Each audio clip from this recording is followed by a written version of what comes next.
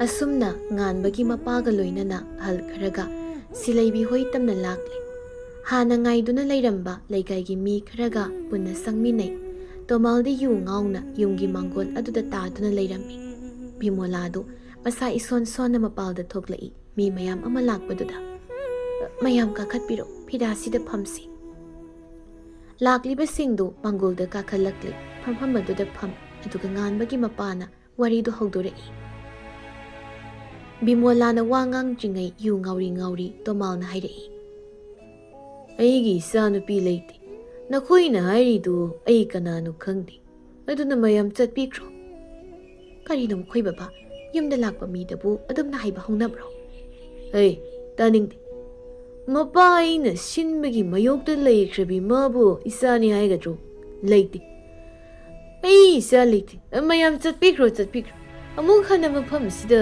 magi wa purakpa yaroi purakpa midu makak kaklaga hatkani ai hey chatlo dana laikai gi nu pamana tomal ngasigi nangi na ongsidi laikai se laiminabani phawba hainingdi aduk leibak masa ta da wangang sanga nangi mungsida kudong thiba ma thoklaga su laikai mi amata sangai roi laikai mowa laude ai khoina sara hen bada laikai na puk thakpi ba natte Chatpikro karai leikh aigi thang asomna masado hairang turang imunglumda sangki matautuda nganbagi mapadi yamna hainadaba haibadu oiram bimolada ibem aikhoisu haunabi oina pau si haiba lakpa adubu nangi nupa sigi maongsi phare adudi aikhoi amuk satkragi asomna makhoi singdu amuk thoklakle Bimolado karisu haizaba ngamhaudana ison sona leplaga lehawi amuksu khali pharida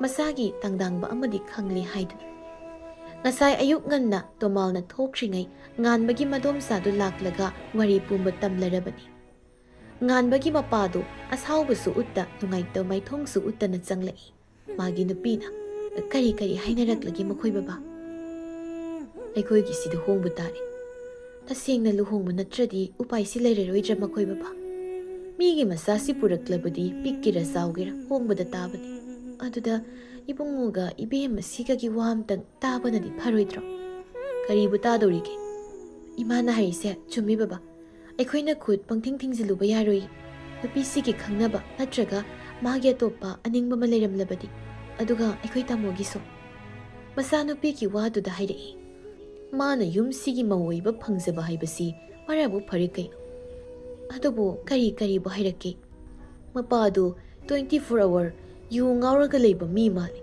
mama adudi ison solawi aidine maram chatui hairadi mapadu tap tana phuramna sirakhan aduda muk sidokradi haidana thabiramlabani hoi si yare si mihul matado ai khangi phiga do hongdok piraro bema nakoi kaka hoigi saga loluso Ibungo mayam amutang ehak phamamuko satminaruba singdudagi amana itaima jaga tawbiruranu yaran ekhoisu haidokhinaba tawragi horen namidang wairam amuk laklagi hoi nakoi ga tanadrade igidi wa tana pham leitene hoi tam ekhoi laksagi asumna mi singdu satkhre nganbasu magi kadagi thoklaktuna hairei baba nungmusi toksida phanoirasu magi apamba aningbam leramgani Yum sida sum leibadi yaroi ne do migi masase mina wangang lakani ne migi damakta ekhoini hingadaba nate da baba nuhong bai base phagi nate amu hongdo hongjin yabu nate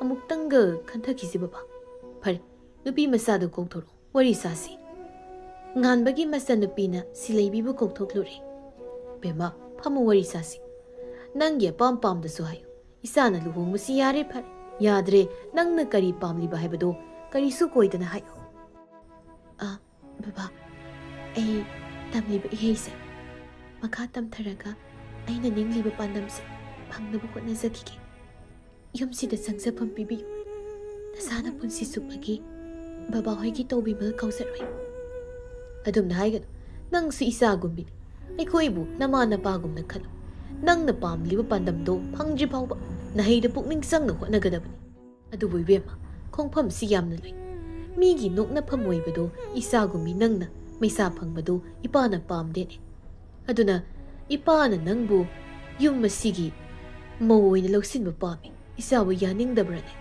ꯅꯪ ꯃꯧ ꯑꯣꯏꯔꯦ ꯍꯥꯏꯗꯅ ꯌꯨꯝꯒꯤ ꯀꯨꯞꯅꯣꯝ ꯑꯃꯠꯇ ꯌꯥꯎꯗꯕ ꯌꯥꯔꯣꯏ ꯍꯥꯏꯅꯁꯨ ꯍꯥꯏꯔꯣꯏ꯫ ꯃꯃꯥ, ꯅꯪꯅ ꯅꯅꯥꯎꯅꯨꯄꯤꯗ ꯍꯥꯏꯔꯒ ꯏꯕꯦꯝꯃꯁꯤꯒꯤ ꯀꯨꯊꯤꯗꯨ ꯑꯃꯨꯛꯇ ꯂꯧꯍꯜꯂꯛꯎ꯫ ꯁꯤꯂꯩꯕꯤ ꯇꯨꯃꯤꯟ ꯅꯣꯟꯊꯗꯨꯅ ꯇꯥꯔꯤ꯫ ꯃꯐꯝ ꯑꯁꯤꯗ ꯃꯥ ꯀꯔꯤꯁꯨ ꯍꯥꯏꯅꯤꯡꯉꯥꯏ ꯂꯩꯇꯦ꯫ ꯉꯥꯟꯕꯒꯤ ꯃꯃꯥꯅ, ꯍꯣꯏ ꯍꯣꯏ ꯃꯈꯣꯏ ꯕꯕꯥ꯫ ꯉꯥꯟꯕꯁꯨ ꯃꯥꯒꯤ ꯀꯥꯗ ꯑꯃꯨꯛ ꯀꯥꯈꯠꯂꯛꯂꯤ꯫ ꯅꯣꯡꯁꯥꯕꯅ, ꯅꯣꯏ ꯁꯥꯏꯗꯣ ꯊꯣꯛꯂꯛꯍꯧꯕ꯭ꯔꯥ? ꯑꯩꯈꯣꯏꯒꯁꯨ ꯁꯛ ꯈꯪꯅꯍꯜꯂꯨꯗꯅ꯫ ꯍꯥ, ꯀꯔꯤ ꯀꯥꯏꯒꯦ? ꯁꯥꯏꯒ ꯑꯣꯏꯗ꯭ꯔꯤꯗ, ꯑꯝꯇ ꯉꯥꯏꯈꯣ꯫ ꯅꯪꯅ ꯄꯨꯔꯛꯇꯅ ꯆꯦꯜꯂ ꯑꯗꯨꯕꯨ ꯁꯥꯏ ꯅꯠꯇꯦ ꯃꯥꯅ ꯉꯥꯡꯁꯤ ꯇꯥ ꯌꯥꯔꯤꯕ꯭ꯔꯥ ꯍꯥꯏꯕ?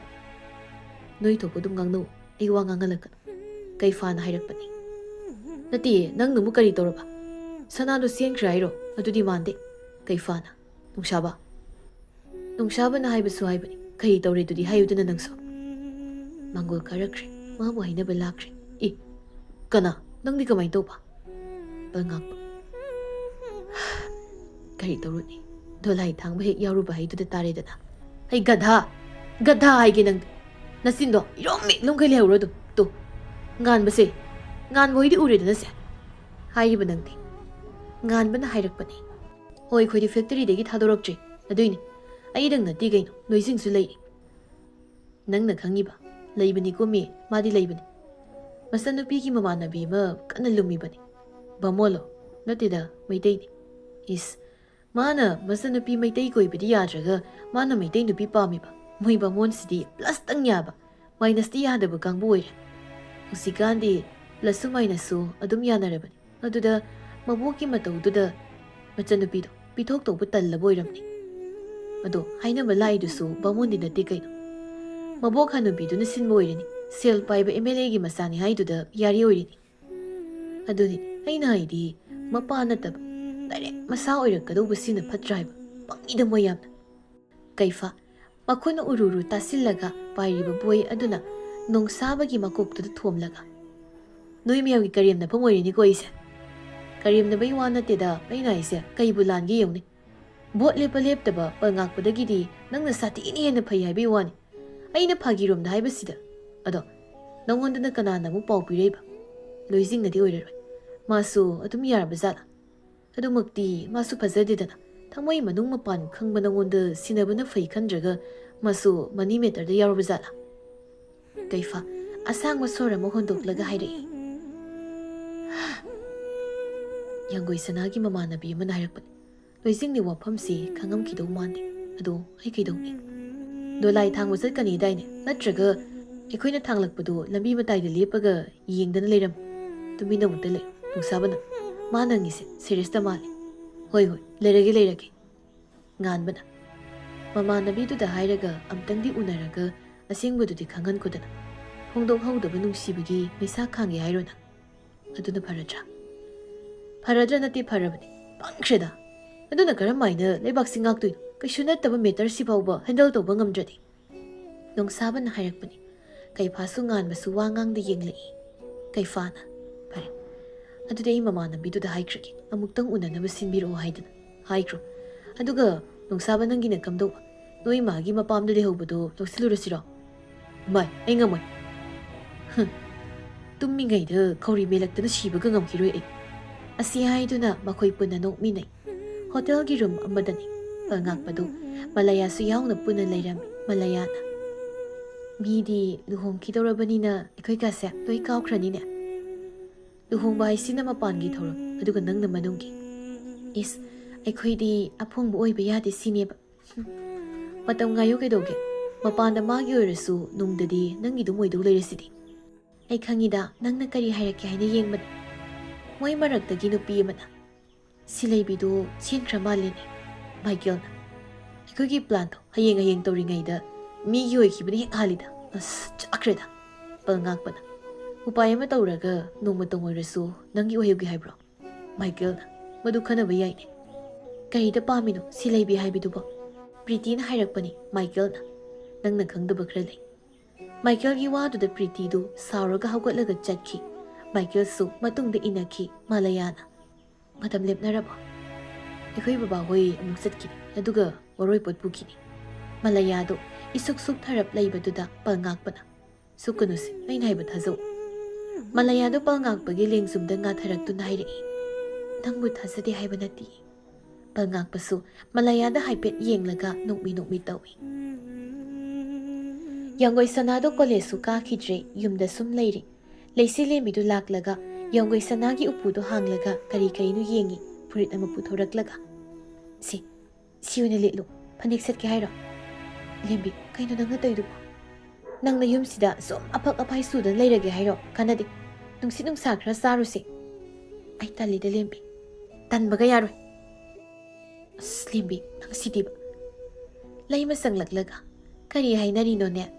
Leisi lembi na sanasya swai phauda koiba purugi tobani. College phangi karakte. Swaida ngari namdawna nam leiri. Chaluge koima. Kuidabi ngay hek chatminaruro. Imana yari lao loisaloba. Yanggoi sana mamanabi ki matawduda ngay chatluragi ninglaman. Phamungdagi kumlaktuna dress amo hongdoi aduga pumnamak loirakan scarf ama pairaga punna thoklakle Malikana.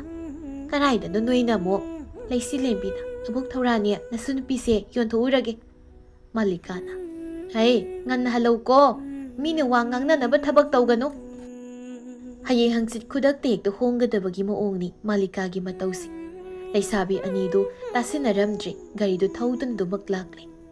Yanggoi sanasu karaida kaidoba satlino haibagi wang amatasu hanglamde. Asumna sunflower farm amada lai.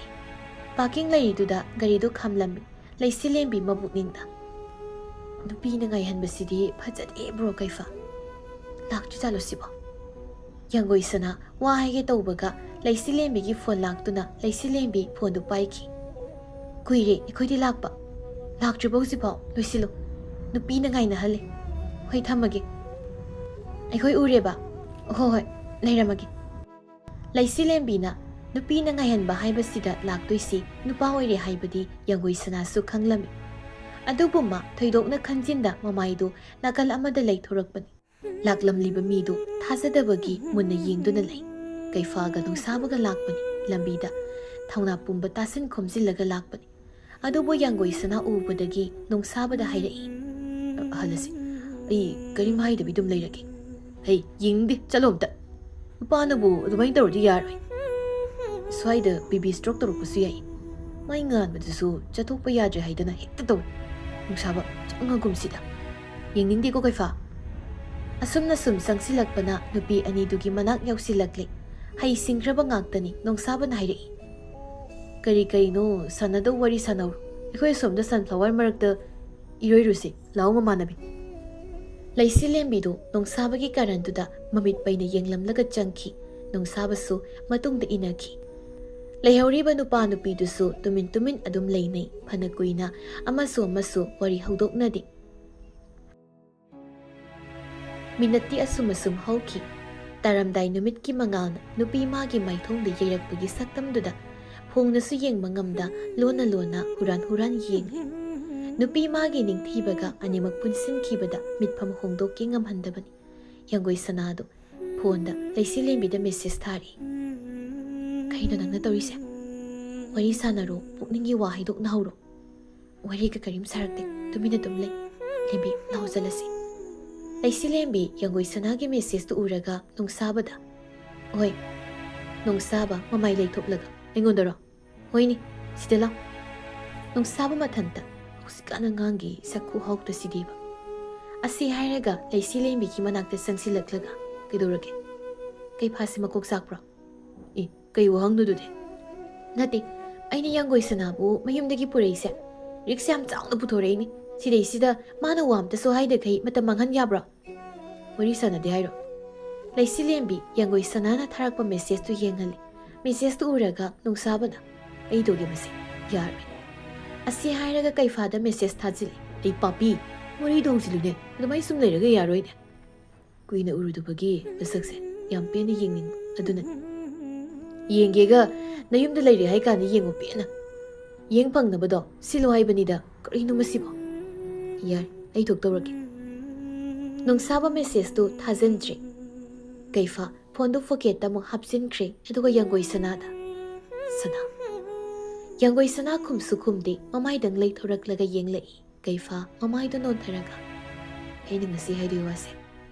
Ta kaifa ꯋꯥꯗꯣ ꯍꯥꯏꯔꯒ ꯑꯩ ꯅꯪꯒꯤ ꯄꯥꯎꯈꯨꯝꯗꯣ ꯅꯪꯅ ꯄꯤꯗ꯭ꯔꯕꯁꯨ ꯑꯩ ꯈꯪꯉꯤ ꯁꯅꯥ ꯑꯩꯒꯤ ꯋꯥꯁꯦ ꯑꯃꯨꯛꯇꯪꯗꯤ ꯇꯥꯈꯣ ꯄꯤꯈ꯭ꯔꯤꯕ ꯆꯤꯊꯤꯗꯨꯒꯤ ꯄꯥꯎꯈꯨꯝꯗꯣ ꯑꯩ ꯉꯁꯤ ꯈꯪꯂꯦ ꯅꯈꯣꯏꯅꯅ ꯇꯥꯛꯄꯅꯤ ꯅꯠꯇꯦ ꯅꯪꯒꯤ ꯋꯥꯈꯜꯗꯣ ꯑꯣꯟꯅꯔꯦ ꯊꯃꯣꯏ ꯄꯥꯟꯗꯕ ꯅꯨꯡꯁꯤ ꯍꯩꯇꯕ ꯀꯅꯥ ꯑꯃꯒꯤ ꯊꯃꯣꯏꯒꯤ ꯊꯣꯡꯖꯤꯜꯗ ꯂꯦꯞꯂꯨꯕꯒꯤ ꯆꯩꯅꯥꯁꯦ ꯑꯁꯨꯝ ꯈꯥꯡꯗꯨꯅ ꯂꯩꯒꯗꯕꯒꯤ ꯁꯔꯨꯛ ꯑꯩꯒꯤ ꯊꯃꯣꯏꯕꯨ ꯃꯁꯛ ꯈꯪꯕꯤꯕ ꯀꯅꯥ ꯑꯃꯒꯤ ꯂꯩꯀꯣꯜꯗ ꯂꯩꯁꯥ ꯇꯝꯂꯨꯕꯅ ꯐꯔꯅꯤ ꯍꯥꯏꯅ ꯈꯜꯂꯛꯏ ꯀꯨꯏꯔꯦ ꯑꯩꯅ ꯋꯥꯔꯛꯄ ꯇꯨꯝꯗꯅ ꯃꯪꯂꯥꯛꯅꯔꯛꯄ ꯃꯩꯔꯤ ꯊꯣꯛꯇ ꯋꯥꯃꯩꯅ ꯎꯝꯂꯛꯄ ꯆꯣꯛꯊꯔꯤ ꯏꯁꯥꯁꯦ ꯏꯔꯣꯏ ꯏꯌꯥꯡ ꯄꯨꯝꯕ ꯀꯦꯝꯁꯤꯜꯂꯛꯂꯦ ꯅꯣꯡꯒꯧꯕꯤꯒꯤ ꯃꯄꯣꯛ ꯑꯁꯦ ꯄꯥꯝꯖꯗ꯭ꯔꯤ ꯅꯣꯡꯏꯜ ꯆꯦꯛꯂꯥꯁꯨ ꯑꯣꯏꯅꯤꯡꯗ꯭ꯔꯤ ꯁꯅꯥ ꯌꯥꯡꯒꯣꯏ ꯁꯅꯥ ꯂꯩꯁꯤꯂꯦꯝꯕꯤ ꯍꯣꯏꯅ ꯆꯪꯈꯤꯕ ꯃꯐꯝꯗꯨꯗ ꯍꯟꯅ ꯌꯦꯡꯂꯝꯗꯨꯅ ꯆꯪꯈꯤ ꯀꯩꯐꯥꯁꯨ ꯃꯇꯨꯡꯗ ꯇꯞꯅ ꯇꯞꯅ ꯏꯟꯅꯔꯛꯏ